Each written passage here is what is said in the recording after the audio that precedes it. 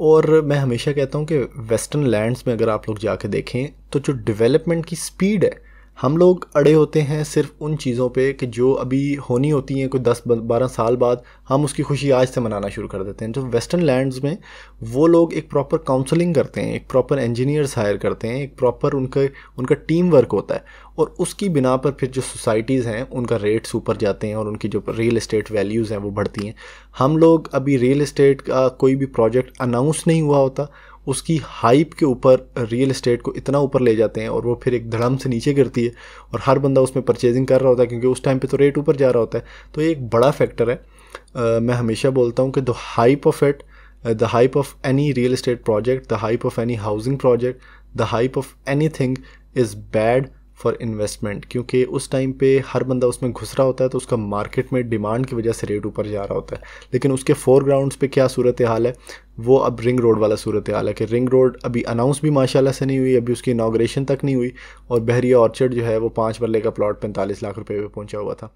तो अस्सलाम वालेकुम जी, मेरा नाम दानियाल है और आज MSJ रियल एस्टेट के प्लेटफॉर्म से मैं इस यूट्यूब चैनल पे आपको एक और आज काफ़ी सैड ख़बर देने वाला हूँ। वो ख़बर ये है कि आप लोगों ने बाकी सोर्सेज से भी आपको पता होगा, और आज एक्सप्रेस ट्रिब्यून पे न्यूज़पेपर में ये ख़बर आई है कि जो रिंग रोड की इनाग्रेशन सेरेमनी थी 25 दिसंबर को, जिससे काफ़ी ज़्यादा उम्मीदें वाबस्ता थी, वो अब डिले कर दी गई है और गैर एलानिया तौर पे, और उसकी मुद्दत कितनी है वो किसी को नहीं आइडिया, और वो डिले कर दी गई है। और ये काफ़ी एक सैड न्यूज़ है उन लोगों के लिए जो इससे काफ़ी उम्मीदें लगा के बैठे हुए थे। आज का मेरा वीडियो बनाने का मकसद एक तो कि रिंग रोड जो डिले हुई है उसके पीछे रीज़न्स क्या हैं, ये बताना आपको थोड़ा सा मकसद है, और आप इस जो प्रॉब्लम है इसको अपॉर्चुनिटी में कैसे कन्वर्ट कर सकते हैं। और मेरे ख्याल से एक वाइज बंदा जो होता है वो अपनी मिस्टेक्स या कोई भी उसके अगर प्रॉब्लम दी जाए तो वो उसको कन्वर्ट करता है उसको एक अपॉर्चुनिटी में, और उससे फ़ायदा उठाता है। तो आज की वीडियो में कुछ पॉइंट्स मैंने नोट डाउन किए हैं। मैं कोशिश करूँगा आप लोगों को समझाने की कि आप कैसे इस सिचुएशन से अभी फ़ायदा उठा सकते हैं। तीसरी बात हम लोग करेंगे कि रिंग रोड के जो ये डिले हुआ है इसमें रीज़न्स क्या इन्वॉल्व हैं, और क्यों इतना ज़्यादा, ये ऑलरेडी एक डिलेड प्रोजेक्ट था और इसमें इतनी ज़्यादा ताख़ीर क्यों की जा रही है। अगर एक मुस्बत प्रोजेक्ट ये साबित हो सकता था तो इसको क्यों बार बार डिले कर दिया जाता है, या कोई ना कोई स्कैंडल इसमें सामने आ जाता है। तो इसके बारे में वीडियो है आज की, चलिए वीडियो को स्टार्ट करते हैं। अच्छा जी, फ़र्स्ट ऑफ़ ऑल मेरा पॉइंट ये है कि आज काफ़ी सैड न्यूज़ है और हम लोगों ने काफ़ी ज़्यादा होप्स लगाई हुई थी रिंग रोड से, और मैं हमेशा बोलता हूँ कि with hope can come a little disappointment, और वो डिसअपॉइंटमेंट का आज हमें सामना करना पड़ा है क्योंकि हमने रिंग रोड से बहुत ज़्यादा उम्मीदें लगाई हुई थी। और मैं अपनी पिछली वीडियोस में बहरिया टाउन के मुतालिक जो भी मैंने वीडियोस बनाई हैं उसमें मैं यही बोलता था कि आप लोग रिंग रोड के ऊपर डिपेंड करके कभी इन्वेस्टमेंट मत करें, और यही गलती मैक्सिमम लोगों ने बहरिया ऑर्चर्ड में की है, और यही गलती लोगों ने फेज 8 एक्सटेंशन में इन्वेस्टमेंट करते वक्त की है कि वो रिंग रोड को एक बेस बना के उसमें इन्वेस्टमेंट करते थे। और मैं मना करता था आपको कि रिंग रोड एक तो बहुत दूर है, रिंग रोड का कोई डायरेक्ट कनेक्शन नहीं है बहरिया फेज 8 के साथ, और अगर है भी तो जब रिंग रोड कुछ उसका शक्ल हमें सामने आ जाएगी तो उस टाइम पे तो ये चीज़ें समझ आती हैं, ये तेज़ियाँ समझ आती हैं। अब रिंग रोड बनते बनते भी 5-6 साल लग जाने, और उसकी वजह से हम आज एक तेज़ी देखें मार्केट में तो ये इन्फ्लेटेड मार्केट है, और इस इन्फ्लेटेड मार्केट में जो घुसता है फिर उसको नुकसान का सामना करना पड़ता है। अब आज मेरे ख्याल में आप लोगों को ये बात मेरी समझ आई होगी कि जो मिस्टेक्स का मैंने आपको बताया था उस टाइम पे, मैंने एक वीडियो बनाई थी प्रॉपर बहरिया ऑर्चर्ड पे कि आप लोग अपने प्लॉट्स बेच दें। उस टाइम पे हाई रेट था और लोग मेरी बात नहीं सुन रहे थे, उन्होंने नहीं बेचे प्लॉट, और उनको अब 10-10, 5-5 लाख रुपए का नुकसान हो रहा है। Moving on to the reasons, first reason is कि एक्निक की तरफ से ये जो इनको मंजूरी मिल रही थी रिंग रोड वालों को, वो नहीं मिली।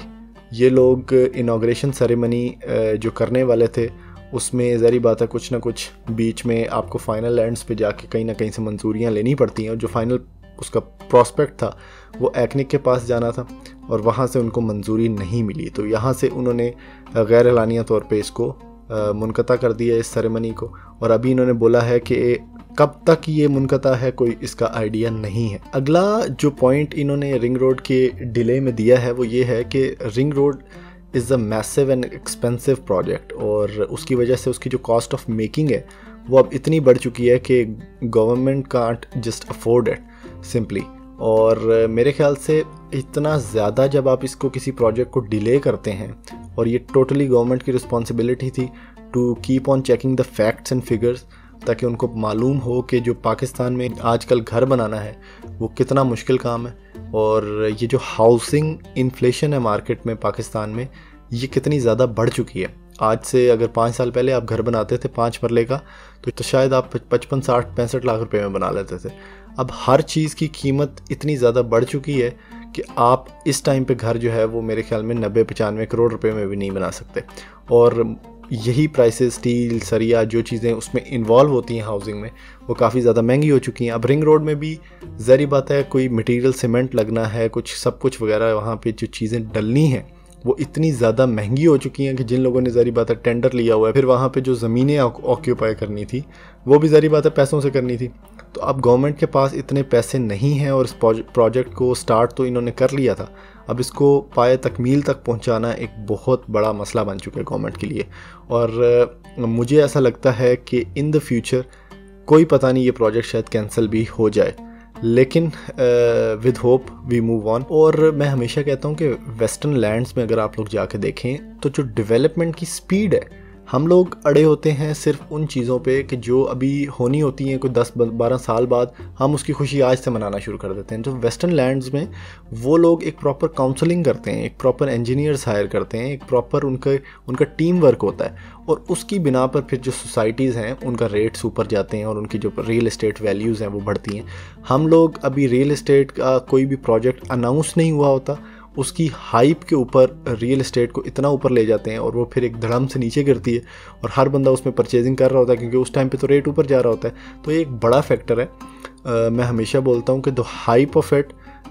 Of any real estate project, the hype of any housing project, the hype of anything is bad for investment, क्योंकि उस टाइम पे हर बंदा उसमें घुस रहा होता है, तो उसका मार्केट में डिमांड की वजह से रेट ऊपर जा रहा होता है। लेकिन उसके फोरग्राउंड्स पे क्या सूरत हाल है, वो अब रिंग रोड वाला सूरत हाल है कि रिंग रोड अभी अनाउंस भी माशाल्लाह से नहीं हुई, अभी उसकी इनाग्रेशन तक नहीं हुई, और बहरिया ऑर्चर्ड जो है वो 5 मरले का प्लॉट 45 लाख रुपए पे पहुंचा हुआ था।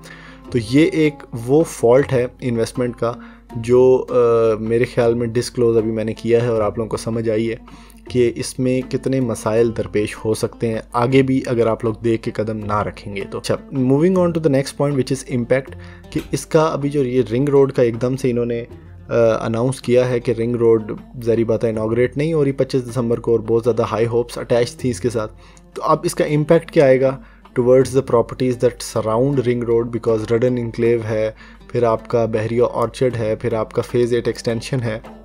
अब इन फेज़ 8 को और बहरिया को तो बेसिकली रिंग रोड डायरेक्टली इसका कोई ताल्लुक नहीं है, लेकिन जब रिंग रोड करके आपने ऊपर लेके गए हुए हैं आप, तो ज़ाहिर बात है जब रिंग रोड रहेगी नहीं तो उस पर इम्पैक्ट तो आएगा, नीचे जाएगा वो। इसी तरह फिर आगे जो प्रोजेक्ट्स हैं आपके किंगडम वैली और ब्लू वर्ल्ड सिटी और ये सारे के सारे जो रिंग रोड के अराउंड सराउंड करते हैं, उन पे मेरे ख्याल में थोड़ा बहुत इम्पैक्ट आएगा, उनमें शायद करेक्शन आए क्योंकि वो डेवलप प्रोजेक्ट्स हैं। ये जो फेज़ 8 एक्सटेंशन है और जो अभी टोटली फाइल्स हैं और इस तरह का जो कारोबार ऊपर गया हुआ था, मेरे ख्याल से उनको धचका लगेगा और 10-10, 15-15 लाख रुपया शायद वो नीचे आ जाएं इन द कमिंग नेक्स्ट, ये जो ईयर आ रहा है। कि अभी नेक्स्ट ईयर में जो कैश फ्लो है वो भी ज़रूरी है, और मेरे ख्याल में मैक्सिमम परचेजर्स जो हैं मार्केट में, जो इन्वेस्टर्स हैं, वो मैक्सड आउट हैं। तो कैश फ्लो, एक कैश होना हाथ में, maximum investors will cash out, ये एक ऑलरेडी वो फिगर है कि जो मार्केट का डाउनवर्ड ट्रेंड शो करता है। उसके बाद ये ख़बर आना रिंग रोड की, तो मेरे ख्याल में इम्पैक्ट जो है बहरिया फेज़ 8 पे वो काफ़ी आएगा। शायद कुछ करेक्शन आए 5-10 लाख रुपए की फेज़ 8 एक्सटेंशन में, और उसी के बाद बहरिया ऑर्चर्ड में। अब चलते हैं उस पार्ट की तरफ जो मैंने आपको बताया था कि सल्यूशन, क्या सल्यूशन है इसका जो हम इस टाइम पे इससे निकल सकते हैं, क्योंकि वाइज मैन वंस सेड कि with every problem comes an opportunity, और मेरे ख्याल से ये अपॉर्चुनिटी आप लोग अवेल कर सकते हैं अगर आप थोड़ा सा पेशेंस दिखाएं। और उन लोगों ने जिन्होंने अभी इसमें एंटर नहीं हुए और सोच रहे थे फेज़ 8 एक्सटेंशन में या बहरिया ऑर्चर्ड में एंटर होने का for longer years, for longer terms, तो मेरे ख्याल से अभी जब थोड़ा सा इसमें करेक्शन आ जाती है 5-10 लाख रुपए की, फ़र्ज़ करें प्रीसेंट 4 अगर फेज़ 8 एक्सटेंशन का रेट इस टाइम पे 45 लाख 44 लाख रुपए है, उसका आप वेट करें मेरे ख्याल में 32-33-34 लाख रुपए पे आने का। जैसे ही वो 10-15 लाख रुपए आपको लगता है कि वो मिनिमम रेट पे है, आप उसमें एंटर हो जाएं। और ये बेस्ट टाइम है जो पीक्ड आउट प्रोजेक्ट्स होते हैं, जिसने अपना पीक एक दफ़ा अचीव किया होता है, जब वो एकदम डाउन आए, नीचे की तरफ आए, अपनी बिल्कुल बॉटम एज टच करे, वही टाइम होता है बाइंग का। और ये वो प्रोजेक्ट, वो इन्वेस्टमेंट मैं आपको बता रहा हूँ जो कि आप लॉन्ग टर्म रखें या शॉर्ट टर्म रखें। हो सकता है रिंग रोड की जो इनॉग्रेशन है वो 3 महीने बाद दोबारा हो सकता है 4 महीने बाद दोबारा हो सकता है 5 महीने बाद, जब भी होती है आपको उस टाइम पे फ़ायदा होगा। और इस टाइम पे मार्केट नीचे आने का सिर्फ इंतज़ार करें और वेट आउट करें उस अपॉर्चुनिटी का कि जब आपको बिल्कुल मरा हुआ प्लॉट बिल्कुल कम रेट पे मिले। मार्केट रेट ही होगा उस टाइम का, लेकिन आपके हिसाब से, आजकल के हिसाब से कम रेट पे मिले। और वो मेरे ख्याल में बेस्ट टाइम होगा to enter into Bahria phase 8 market या कोई भी ऐसी इन्वेस्टमेंट अपॉर्चुनिटी जो मेरे ख्याल से आपको फ़ायदा दे सकती है। विल एंड दिस बिकॉज मुझे ये लगता है कि मैंने जितने पॉइंट्स थे रिंग रोड के अराउंड वो सारे तकरीबन एक्सप्लेन कर दिए हैं। और at last I will say कि दिस इज़ पाकिस्तान। यहाँ पे एक्सपेक्ट एनीथिंग, कुछ भी हो सकता है किसी भी टाइम। जब तक वो प्रोजेक्ट बन नहीं जाता तब तक उसमें ना घुसें, या जब तक उसके कोई फोरग्राउंड्स पे कुछ ऐसा मटेरियलिस्टिक इन्वॉल्व नहीं है और उसकी हाइप के ऊपर जाके किसी भी चीज़ में इन्वेस्ट मत करें। At last I will say कि यहाँ पे तो ये रोज़ की बात है, कल फिर नई सुबह, कल फिर नया सूरज, यहाँ किसको किसकी पड़ी है।